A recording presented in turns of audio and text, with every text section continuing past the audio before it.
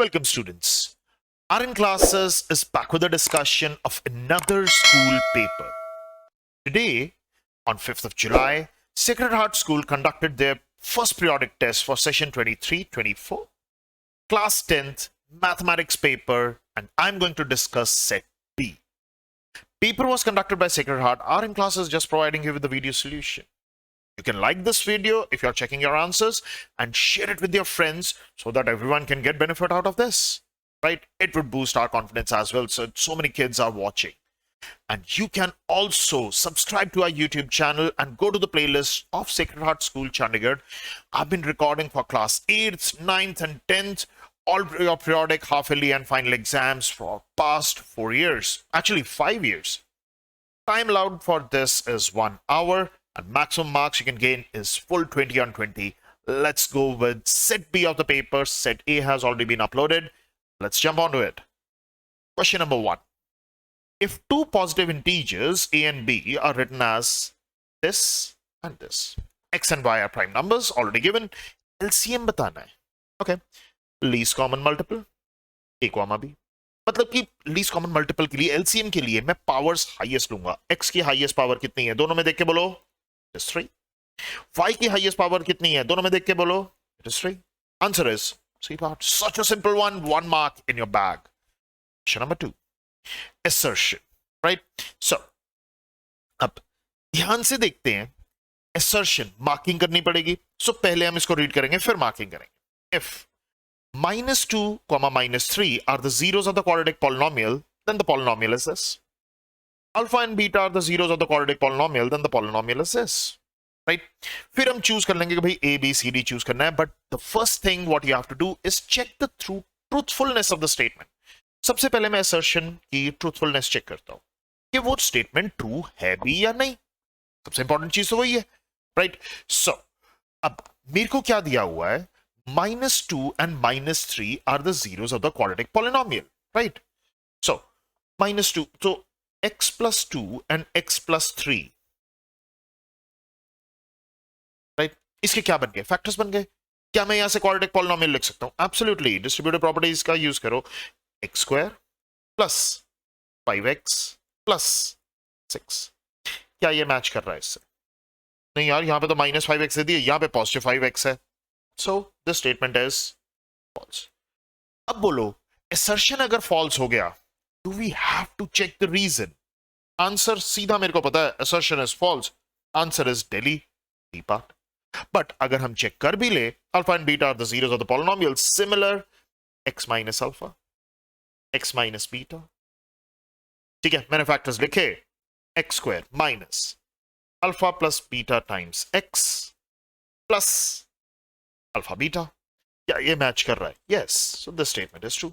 पहली statement false, दूसरी statement true. Absolutely correct. Let's move on to question number 3. यहां पे डी मार्क कर चुका हूं मैं. क्वेश्चन नंबर 3 पे चलते हैं. ग्राफिकली वो बोल रहा है the pair of these equation, the pair of equations this represent the lines which are intersecting, coincident, parallel और नन ऑफ दिस. ओके, मतलब कि मेरे को चेक करना है कि भाई कैसी होंगी ये lines. Cool, let's check it. So सबसे पहले मैं इसको ठीक करके लिखता हूं. 6 into x plus -3 into y plus 10 equal to 0. और यहां पे 2 into x plus -1 into y plus 9 equal to 0. Right? ये बना. So, अब मुझे a1 by a2 निकालना चाहिए. What would be a1 by a2? a1 by a2 would be 6 by a2 is 2. Means this is 3. b1 by b2 should be -3 by -1. This goes off. This becomes 3. Again, yahan pe bhi 3 by 1 hai. c1 by c2 10 by 9.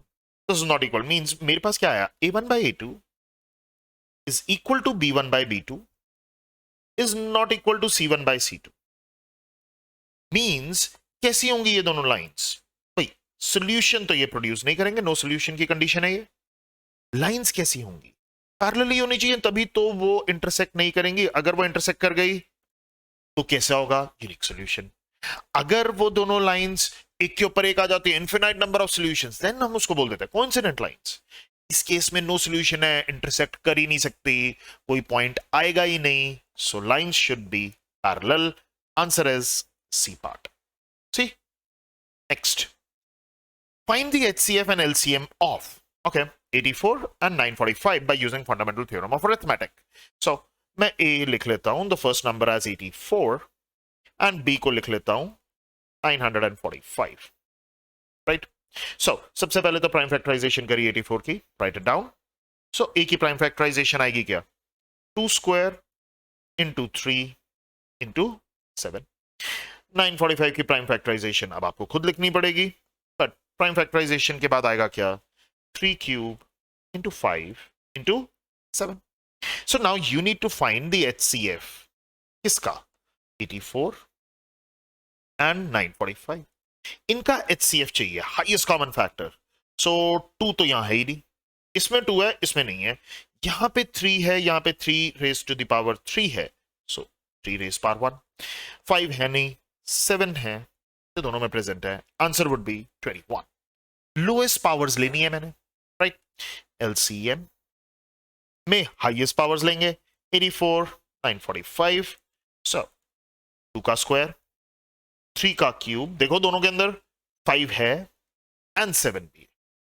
Answer would be 3780. 2 marks in your bag. सीधा straightforward question. Next one, question number 5.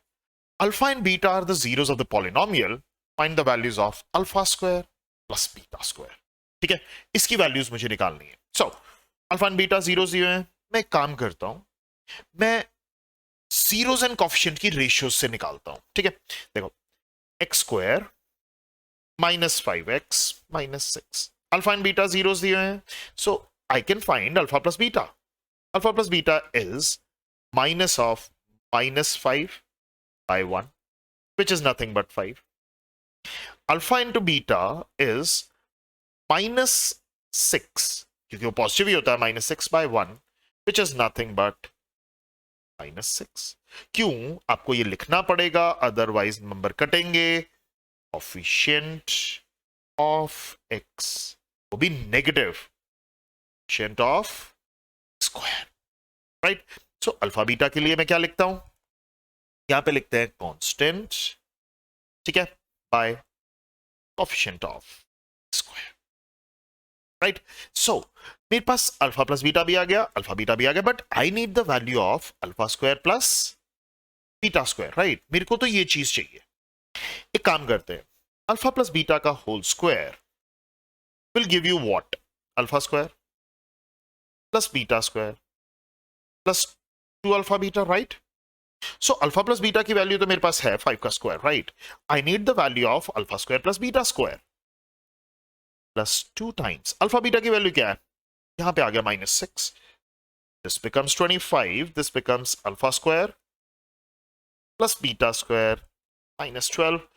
यहां से मैं निकाल लेता हूं alpha square plus beta square, 25 plus 12, that is 37. See, such a simple, straightforward one. Next, question number 6. Find the zeros of the polynomial and verify the relationship with zeros and its coefficients. Okay. So, सबसे पहले तो मैं quadratic equation को ठीक करके लिखता हूं. 5x square minus 8x minus 4. First, I need to find the zeros of the polynomial. Zeros of the polynomial कैसे निकलेंगे? I need to factorize it, right? So, दो नंबर्स का सम विल गिव यू -8. उन्हीं दोनों नंबर्स की product should give you -20. कैसे numbers होने चाहिए? 10 and 2, 10 and 2. नेगेटिव कहां पे आएगा? 10 पे आएगा, राइट? सो 5x square minus 10x plus 2x minus 4. Common क्या आया?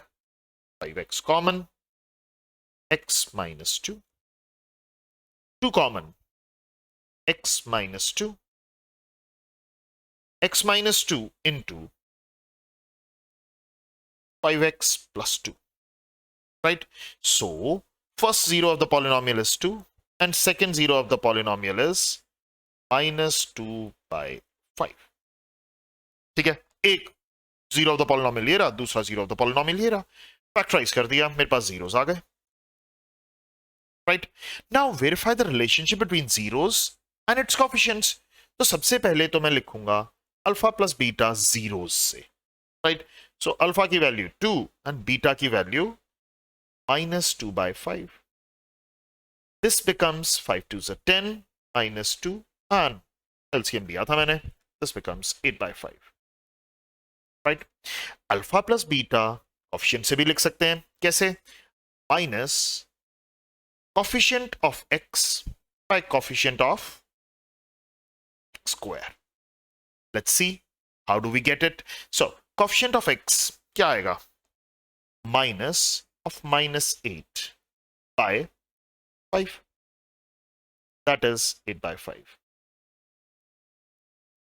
मैच कर रहा है, right? This is the first one.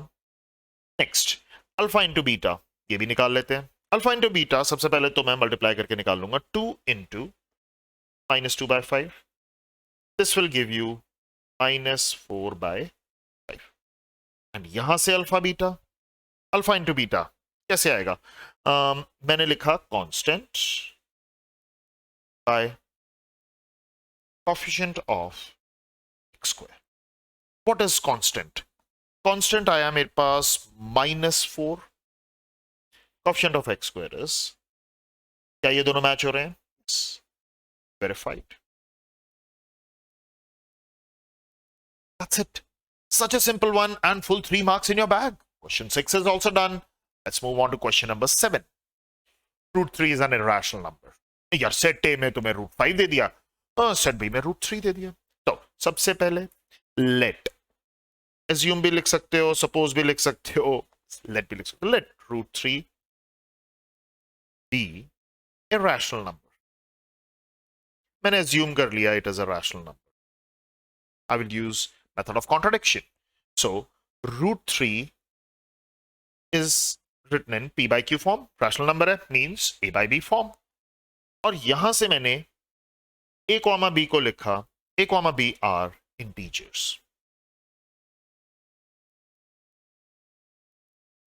ठीक है, एंड a, b दोनों के दोनों क्या होने चाहिए? कोप्राइम भी होने चाहिए। And last, b cannot be equal to 0, of course। So now we do cross multiplication. Root 3 times b is equal to a. Now what to do? Squaring both the sides. Squaring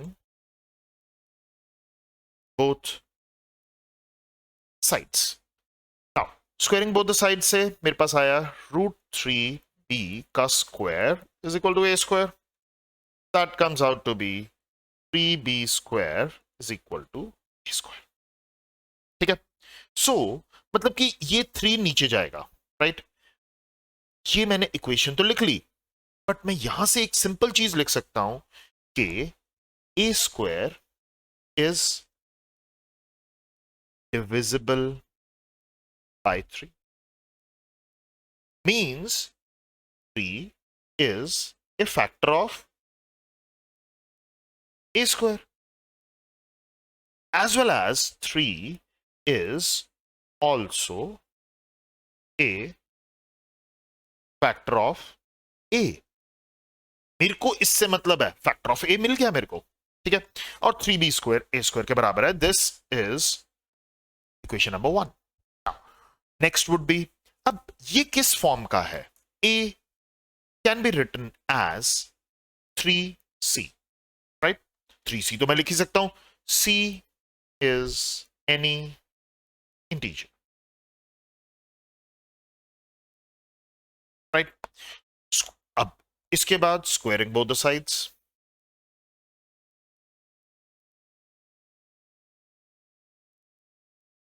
जैसी मैंने squaring करी, a square is equal to 9c square, मैंने directly लिख दिया। This becomes equation number 2, right? And मुझे already पता है a square is equal to 3b square, right? ये भी मुझे पता है फ्रॉम इक्वेशन नंबर 1। पुट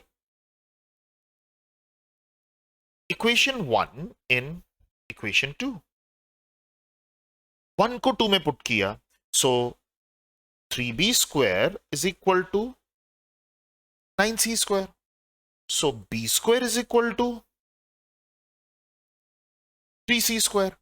अब b स्क्वायर 3c स्क्वायर के बराबर आ गया, फिर क्या करूं?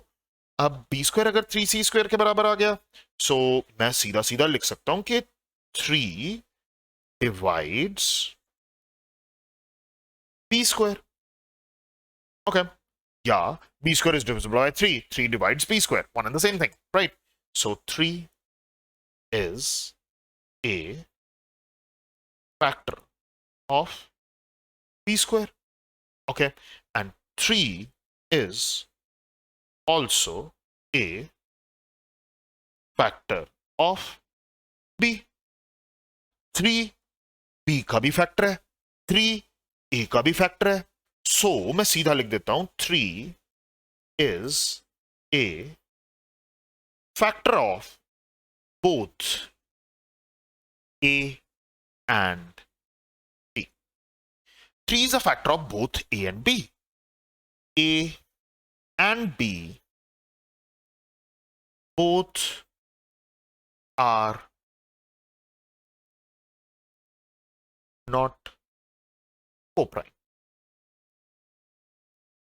A and B both are not co-prime.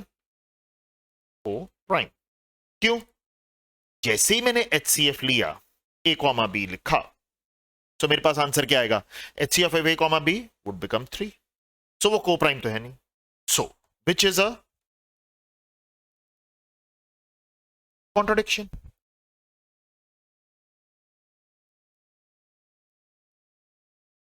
Which is nothing but a contradiction. So root 3 is an irrational number.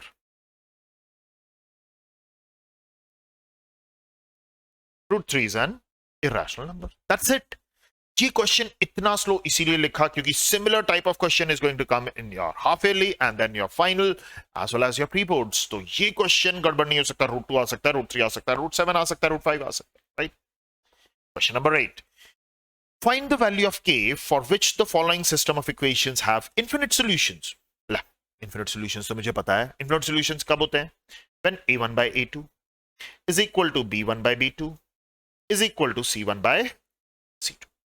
पहले इक्वेशंस को ठीक कर, यार ठीक ही तो लिखी हुई है, a1 ये, b1 ये, c1 ये, a2 ये, b2 ये, c2, सारा कुछ दिया तो हुआ है। सो ठीक करके लिखते हैं kx plus 3y plus minus of 3 minus k, bracket में डाला, इक्वल टू 0। यहां पे आया 12x plus ky minus k, मतलब कि plus of minus k equal to 0। Now a1 by a2 is equal to b1 by b2 should be equal to c1 by c2। ये relation पूरा का पूरा होना चाहिए। सो k by 12 3 by k minus of k minus 3 by minus k, this goes off। सबसे पहले मैं इन दोनों को सॉल्व करता हूं, let's see what I get. So k square is equal to 36, k square minus 36 equal to 0, k plus 6 k minus 6 equal to 0। So either k is minus 6, oh this will not be 3, this is 6, or k is 6। This is from the first two। Next मैं सीधा लिख सकता हूं 3k is equal to k into k minus 3, this becomes 3k, this becomes k square minus 3k, इसको उधर ले गए, 0 equal to k square minus 6k, right. टिक करके लिखते हैं इसको, k square minus 6k is equal to 0, common निकालो, k common, k minus 6 equal to 0, either k is 0 or k is equal, k minus 6 is 0, right. So k की value 0 हो सकती है या k की वैल्यू 6 हो सकती है, दोनों के लिए चलेगा। तो फाइनल आंसर इन दोनों को मिला के क्या बनेगा? A is equal to 6. This is your final answer. Right? Let's go to the last question. ये question 3 marks का था. Last question is for 4 marks. बिल्कुल simple, straightforward ही है. इसमें भी कुछ नहीं है. Let's go with it. There are some students in 2 examinations, Hall A and Hall B. 12 students are shifted from A to B. Number of students in both the halls remains equal. If 11 students are sent from B to A, the number of students in A becomes double the number of students in B. And based on the above information, you have to give the final solution, right? So, form a pair of linear equation and 2 variables for the given situation. So, Hall A में X students are there and Hall B में Y students are there, right? So, I'll start with Hall A. यहाँ पे आया मेरे पास Hall B. So, Hall A में X students are there, Hall B में Y students are there. So, सबसे पहले उसने बोला 12 students are shifted from A to B. 12 shifted from A to B. मतलब कि 12 has to be subtracted from A and 12 has to be added to B. So this becomes X minus 12 and Y plus 12. This is equation number 1. Situation ही लिखी है अभी तो. Next one. But if 11 students are shifted from B to A, 11 को shift किया, मतलब कि 11 B में से subtract किया, right? Y minus 11, यहाँ पे 11 add हो जाएंगे, X plus 11. Now, the equality can only come when I say A becomes double the number of students in B. A बड़ा हो गया, so B को बड़ा कर देते हैं, 2 times multiply करके. So, the 2 equations has to be written in standard form to get full marks. So, X minus 12 minus 24 equal to 0. This is equation number 1. So, X plus 11 equal to 2y minus 22. So, X minus 2y minus, plus आएगा, plus 33 equal to 0.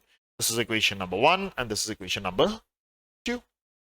Now, 2 marks are here. Find the total number of students. Okay. So, बिल्कुल simple, straightforward one. Total number of students निकालने हैं. Total number of students कैसे आएंगे? X minus Y equal to 24. Right? So, X minus 2Y is equal to minus 33. बिल्कुल similar question है जैसा set ए में था हमारे पास. सो एलिमिनेट करना है, एक्स को एलिमिनेट कर दिया, यू विल सब्ट्रैक्ट इट. सो यहाँ पे सीधा आ जाएगा y, 24 plus 33 is 57, राइट? अब अगर मेरे पास y 57 आ चुका है, मतलब कि number of students in hall B is 57, right? अब इसके बाद x minus y is equal to 24, x minus 57 is equal to 24, x की value 57 plus 24, that is nothing but 81. So x की value अगर 81 आ गई तो hall A में number of students which are present are 81 original. So this concludes the discussion of set B of the paper conducted by Sacred Heart on 5th of July. Thank you guys. Signing off from RN Classes. Have a great day. Bye-bye.